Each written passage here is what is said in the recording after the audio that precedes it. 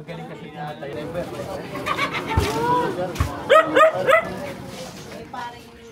Morning po, sir.